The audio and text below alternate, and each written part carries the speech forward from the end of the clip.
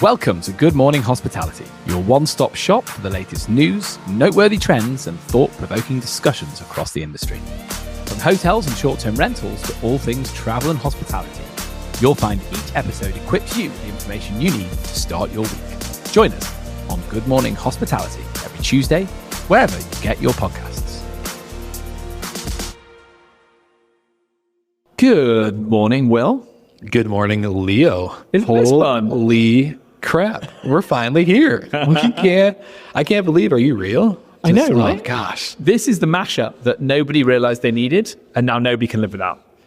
This might become the new GMH. I don't know if Michael and Brandy and Jamie and Sarah and Steve and other Sarah, shout out to all of our hosts, can handle it. No, I think we've probably got to go 5 days a week, you and me, sailing off into the sunset. I mean, come on. We'll let the audience be the judge. They can tell us afterwards if they Come on, you guys can't get enough of us. Come on. And I thought it was important to get us together, primarily because, I'm here. I'm in. Yeah. So you're in Denver, Colorado. Yeah. So for all the listeners that don't know, I live in Denver, Colorado, and you are here for the STR Hospitality Summit, and it's in my own backyard, so we couldn't avoid seeing each other. I mean, I came to see you, right? Yeah. I've been looking for the excuse to get on the plane and see you in Denver the whole time. The only reason we flew you out here. Yeah, of course. I mean, my wife's never going to let me come on holiday with you, so I had to find a conference just to make sure I could come and spend some time with you. And we've done it, right? We've done it. Yeah, we did some bar stuff. We got to watch some Denver Nuggets play. Oh, yeah. The playoff game.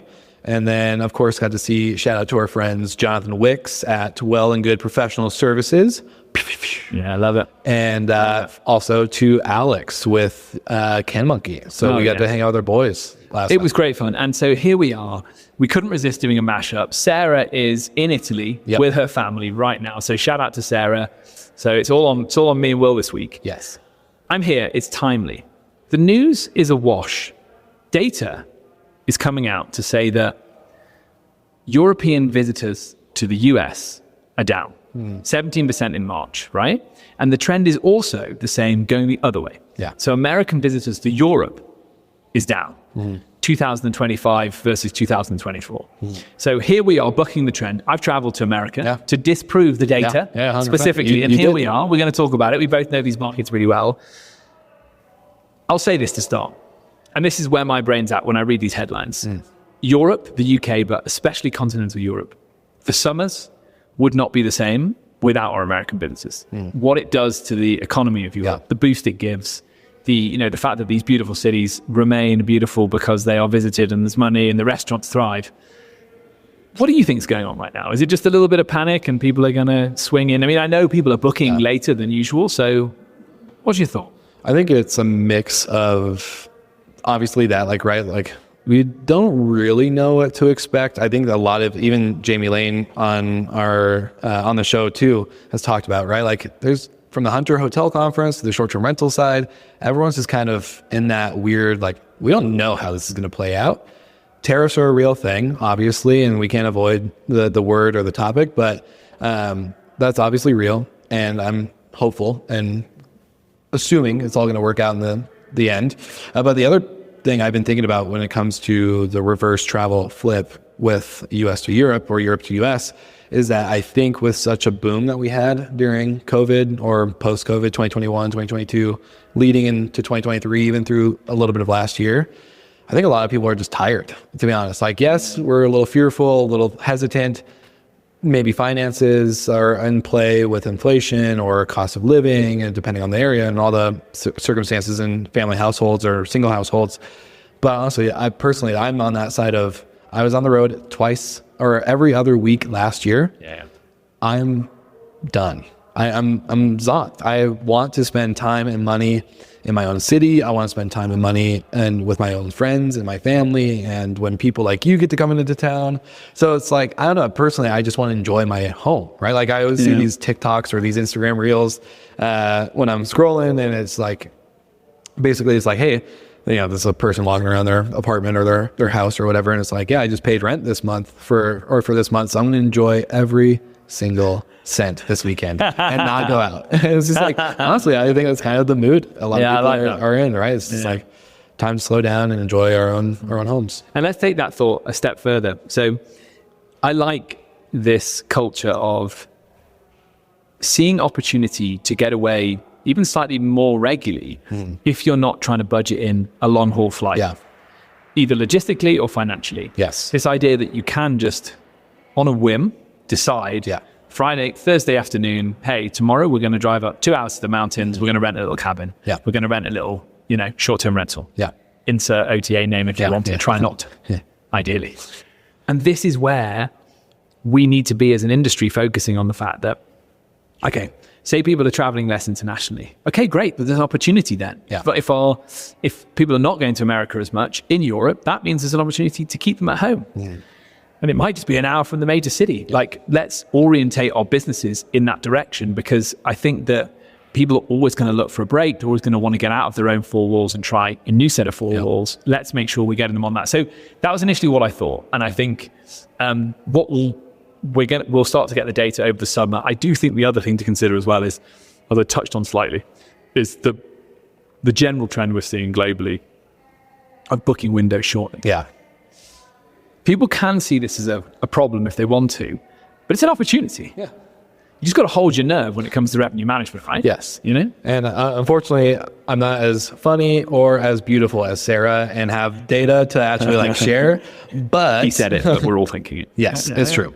It's very true. Shout out to Sarah. I know you're listening. So I don't have the data to validate that, but I do agree. And even though I'm not as beautiful or as funny as Sarah, but I always think about when I was a hotel manager, or even with my previous property management company, that's the first person to drop rate in a market, whether it's like a town where I was a hotel manager in, Seaside, Oregon. The moment your competitors dropped rate to get anyone from Portland or any of the major cities to come in for like a last minute weekend getaway, etc., it destroys that local market of hotels, because then once you drop, everyone else has to drop in order to get any type of traction on the OTAs. So it basically is a race to the bottom. And so that's why I like what you say, like the booking windows are getting shorter and smaller for more, let's say, spontaneous trips, or maybe even just lack of, like, the consumer just waiting to see if the price itself will drop. Because we did that last night. We wanted to go to the Denver Nuggets game. We looked at the price. It was a little high. We were hoping it was going to drop. What did we find out later? It did drop. So it's holding that. But if you can hold it, and actually, I think this is like the conversation the industry needs to get into a little bit more, is not just holding a rate for the sake of owner returns or profitability or whatever on your business end. But I think we need to start looking at rate and the value provided within that rate itself. So yes, is the room clean? Is the bathroom clean? Is there all this stuff? Table stakes, bare minimum, should have nothing to do with basically your rate outside of occupancy, size of like how many people you can host and all that good stuff. So getting more focused on value than RevPAR and ADR. Those are good metrics. Those are great things to obviously focus. We need to know our numbers. We need to know our data, but value.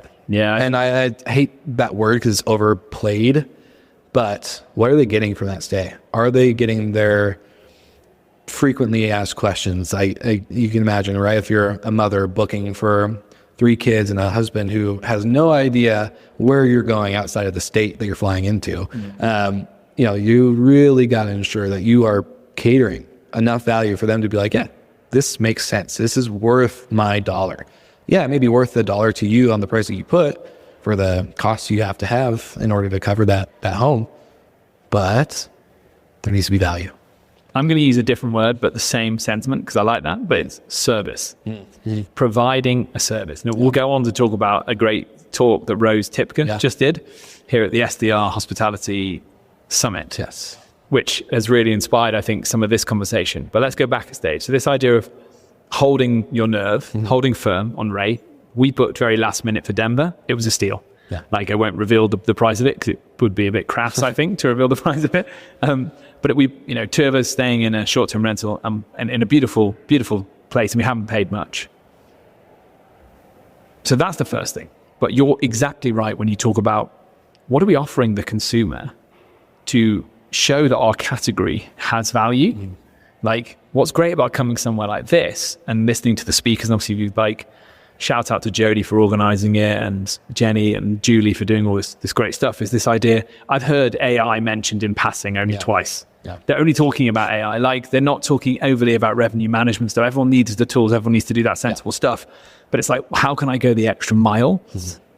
What are the ideas that I have? And, your Rose's talk, I'm sure, will be online, or if not, we can post it in the notes. We can find a way to link out to it. But some of these ideas are great, and they are so different from what you would get in a hotel.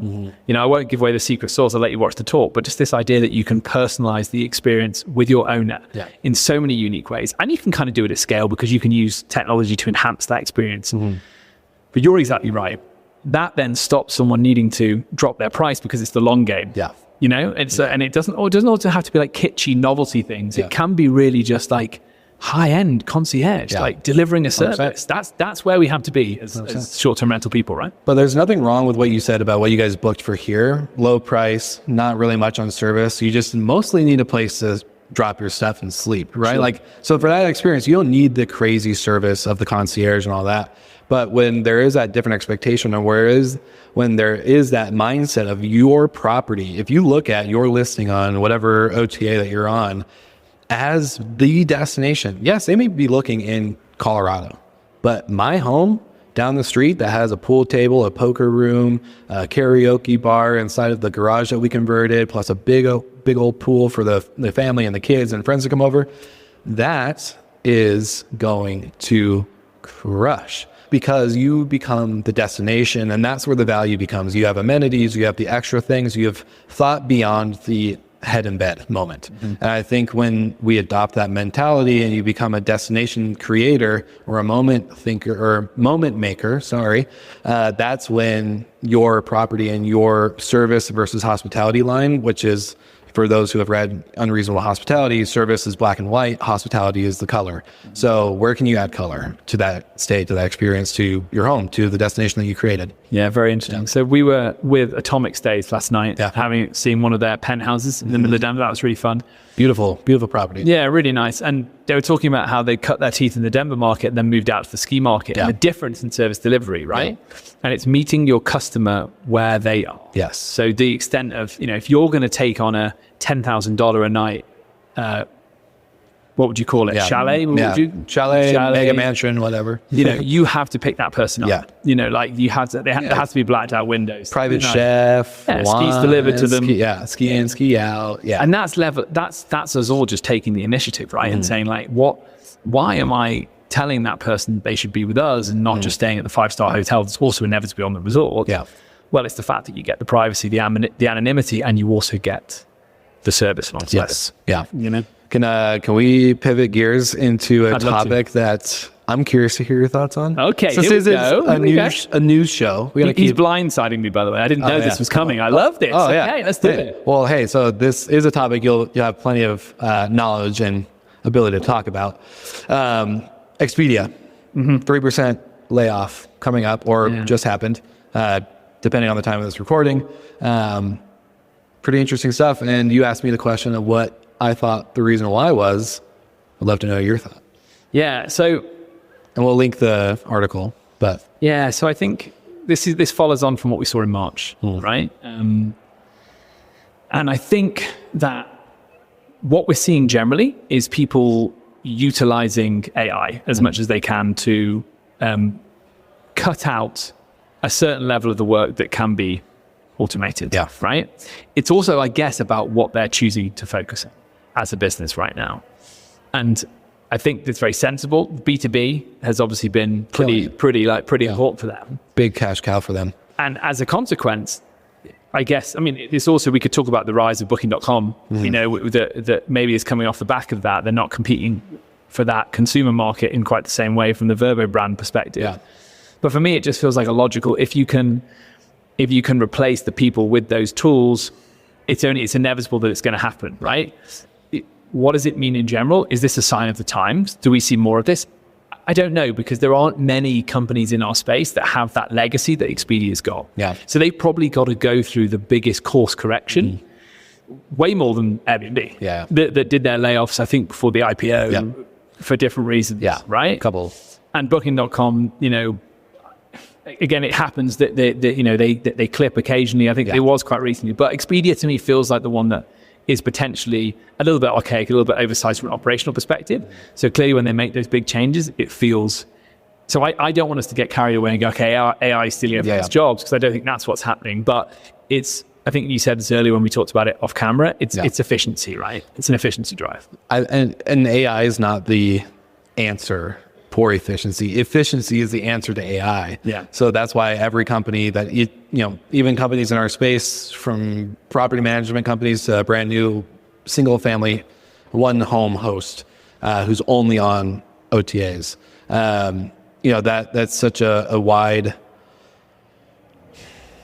it's a wide gamut, but at the end of the day, the funny thing is like there are companies that, like, yes, AI's efficiency is true.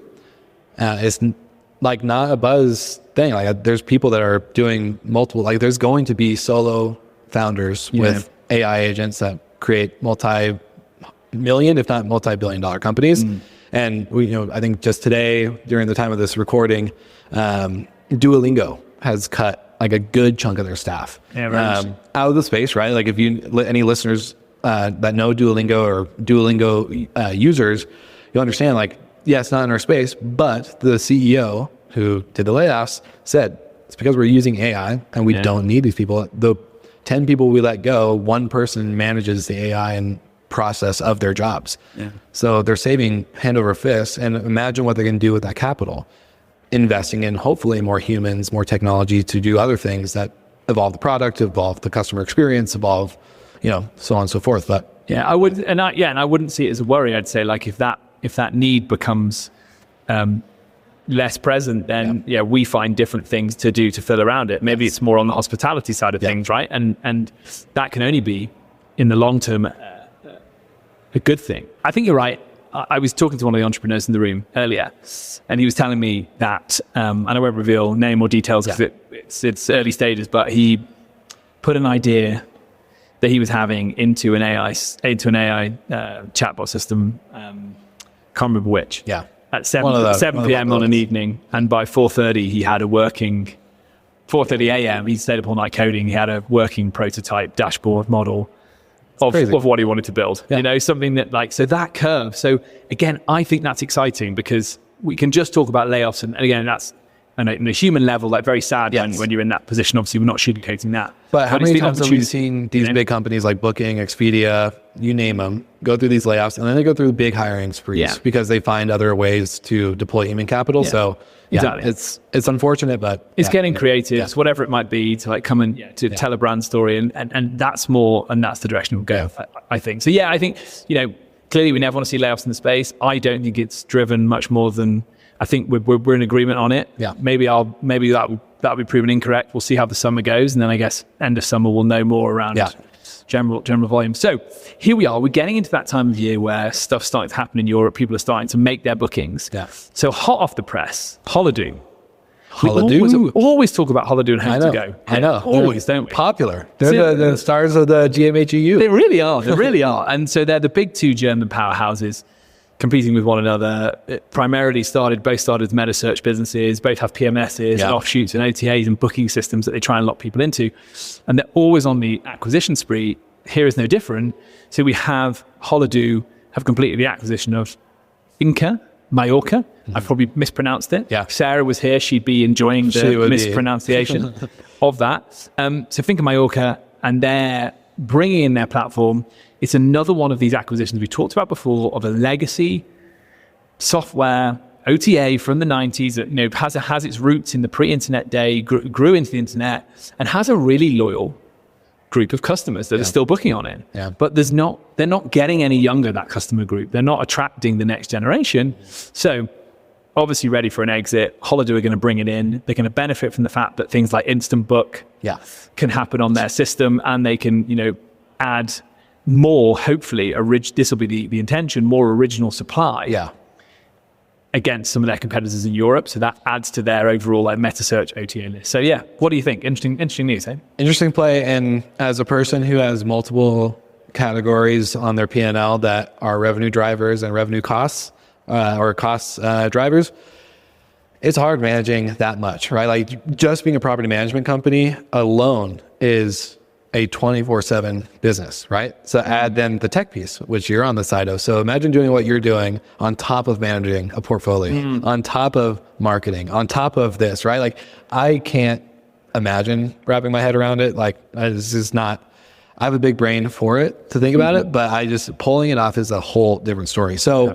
congratulations to them. I think it's a huge win. Just to see any type of M&A activity right now is a big win. I'm sure Simon Lehman or any of the AJL people are probably involved in that deal.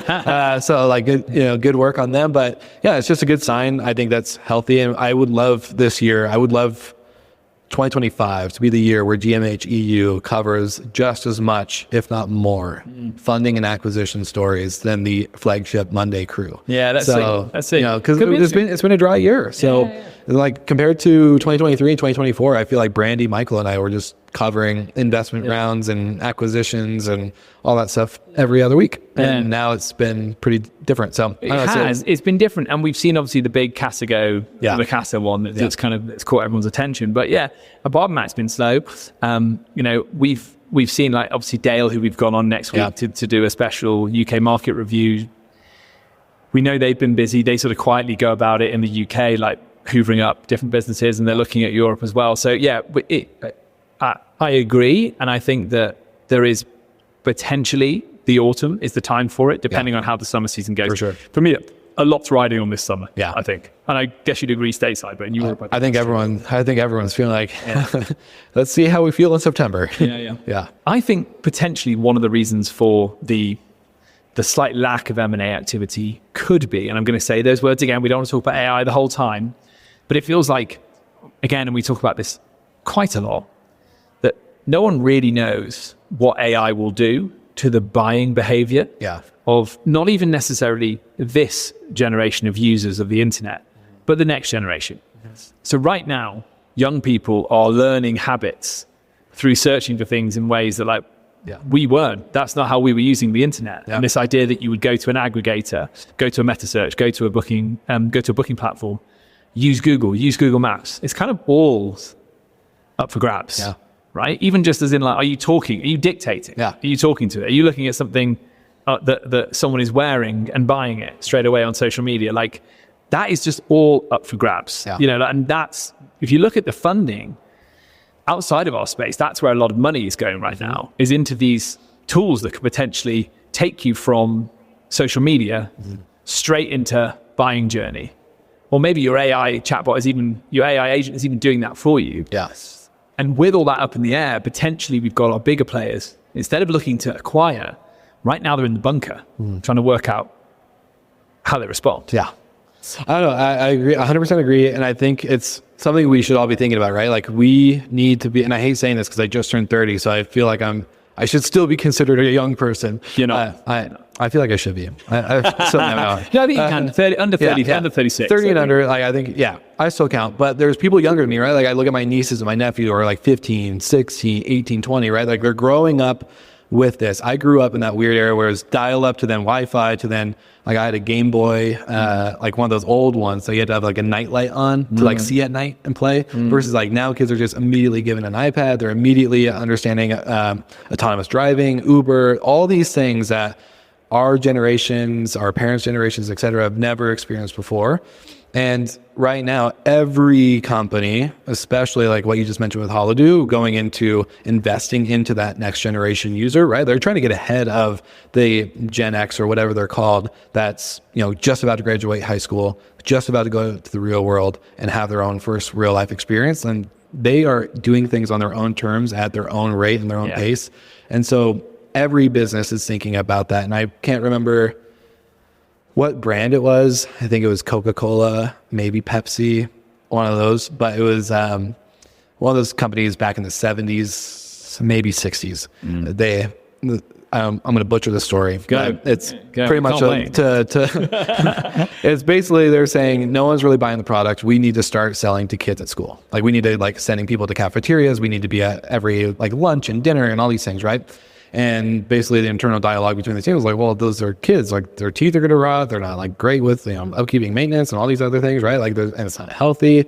And they're like, yeah, but when they're adults and they're having their families and having kids, guess what they're going to be bringing to the camping trip, to the family vacation, to this, and what they're going to be drinking at restaurants. It's Coke, and what are their kids going to be doing? And it's going to be instilled in that generation. Yeah. And so, not to ramble, but I'm even thinking about that. Like, there's hotel school students right now learning a lecture, getting taught hospitality, technology, etc. I want to get in front of them. I want them consuming our content. I want them becoming a HFM voice, right? I want them to carry it, because then it just adds this whole new dynamic, and it's going to lead your company into that generation as they grow into the generation that we've become.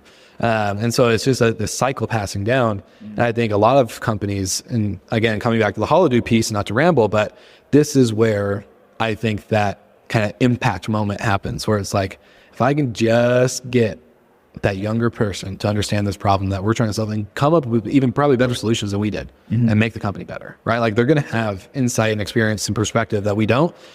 So long story short, I think investing in that next consumer, client, customer, etc. is such a smart move. I think that's a fantastic point. It sparks me to think about the fact that when I was getting into short-term rentals, when you were getting into hotels, it was the dawn of the OTA, really, and this idea that you were moving on from brochures and ads in magazines and newspapers and things of that nature. So what's happened over that journey we've been on is, like, huge brands have emerged, one or two household brands, but also big brands like Holodo, Home to Go, people that are doing lots of interesting things in the space. Hell, all the PMSs that are keeping the show on the road for property managers. That doesn't go away, right? That evolves. Some continues. Some win, some lose, but that new way. And if I was a property manager right now, the thing I would be researching around AI and what to think about next, just to get my actionable insight hat on, which I like to do, is I'd be looking at, like, what's the next thing in distribution, like post OTA. Social media. What's the post OTA world, and how do I get into it, and what tools do I use? I wouldn't be messing around, actually. I don't thinking too much about, like, operational stuff. I'd be thinking about distribution, and then always what we talk about, which is your providing your hospitality solution and being a service provider, because the human side is the bit that can't be replaced by technology. So being that, like, force and, like, presence, and, being the roving hotel manager of your 50 STR places, go and visit if you can, but then at the same time looking at how potentially distribution will be flattened by this whole thing. And again, just get ahead of it, because we already know that there's tools popping up that can help you. 100%. I love it. I've enjoyed the input. I've enjoyed it. We've really, this is great. We've really dug, haven't we? We've dug deep. Okay, guys, had a great time today in Denver. So here we are. We'll call this the EU-US mashup. EU-US. The Transatlantic Alliance. I know, it's the special relationship. Yes. There you go. The special relationship lives on, despite what our politicians think. If you've enjoyed today's show, please hit like, share, subscribe, and all the usual social places. And I'll see you again on Tuesday. And this fine gentleman's going to see you on a Monday. I'll see you next week. Bye-bye. Bye.